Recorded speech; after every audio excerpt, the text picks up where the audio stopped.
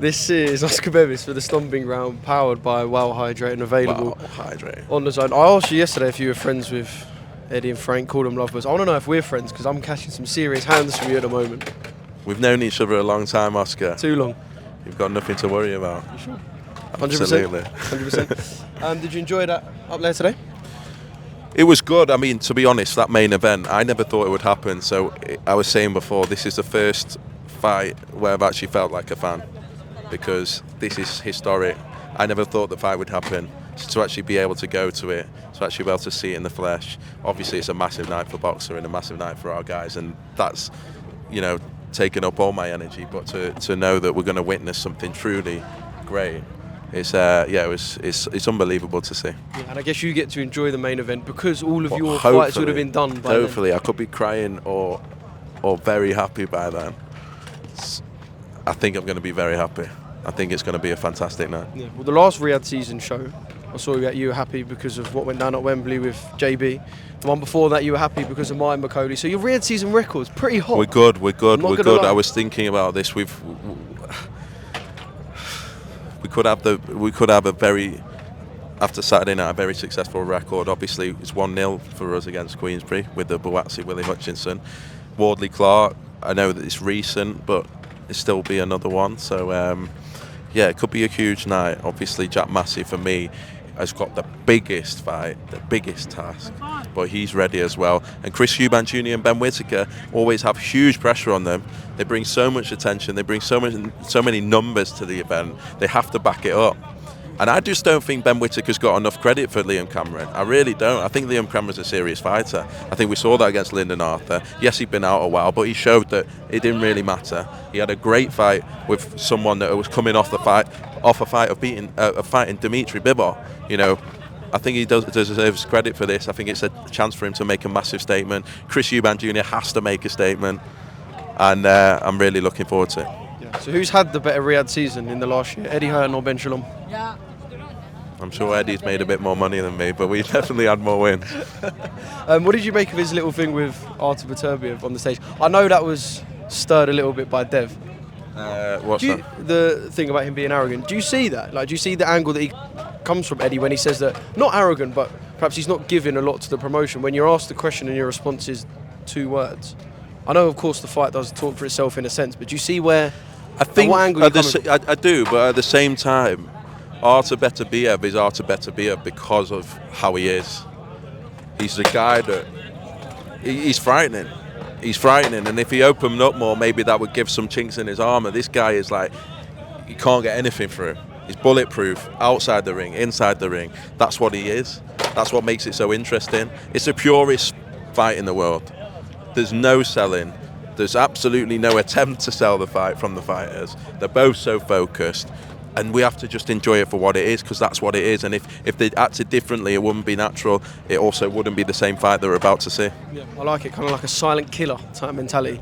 A little handshake between, well, I say a little handshake, a big handshake, some meat between those two, Fabio Wardley and Frazer Clarke.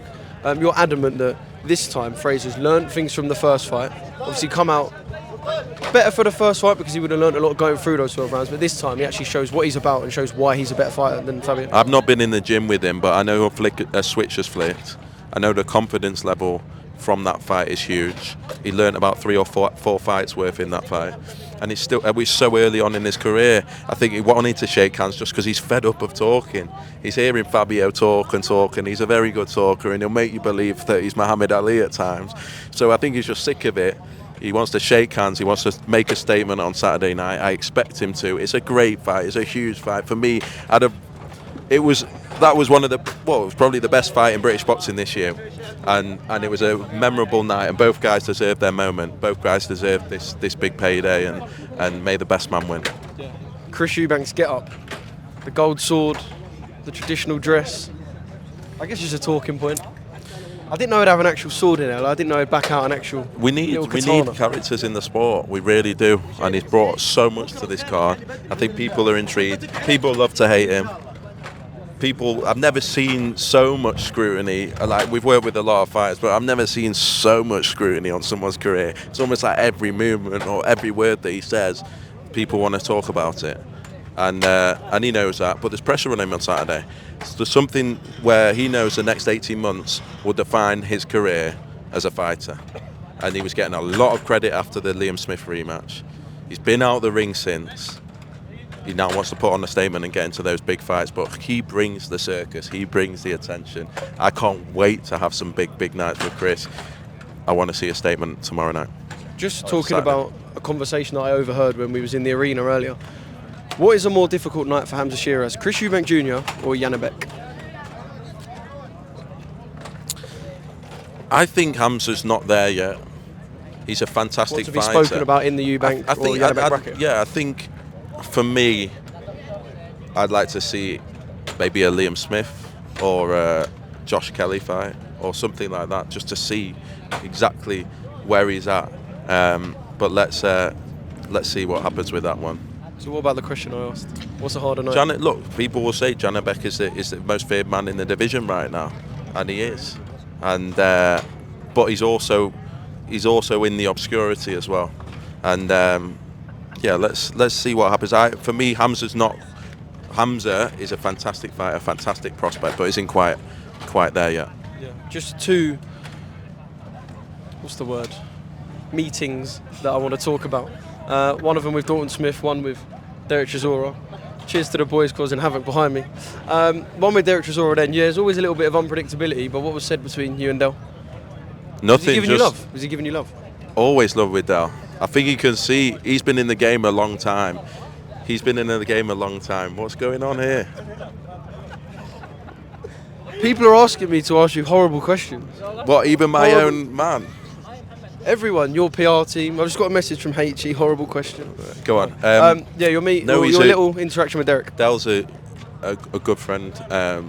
Someone that's been in the game a long time, knows the game. Has seen where I remember meeting Del probably on one of my Ultimate Boxer tournaments and being terrified. He was always great, and he was always like, "Go on, keep going, son." And I think he can't believe where I've got to. And he knows how young I am, and he knows what we have to go through, and he knows how dirty the game is, and he knows what's going to be said, and I respect him massively, and it's great to see him here. Yeah, he called you water. You kind of just slide in. Listen, you'll never understand Dereck Chisora's phrases and things like that. But I think what he means is we don't say too much. We're trying to build our business, and we're trying to build our fighters, and we're doing very well now. And it's an exciting time for me because a lot of these fighters debuted with us. We had to do a lot of a building process. We've had to work very quickly, and so to see them now on the big stages, about to take the big fights, very satisfying. Yeah, big night for boxer on Saturday.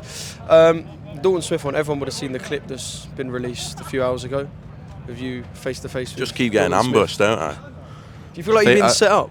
Yeah, I think Riyadh and people are just going. I think it's a setup. No, I think, to be honest, is it better coming from a fighter? Because there's been a lot of noise from Eddie and team before. Dalton Smith, clearly, and I've got a lot of time for Dalton Smith, but they need Adam Azim. They need him. They don't know where they're going. They don't know what they're doing. They don't know if they're going left or right.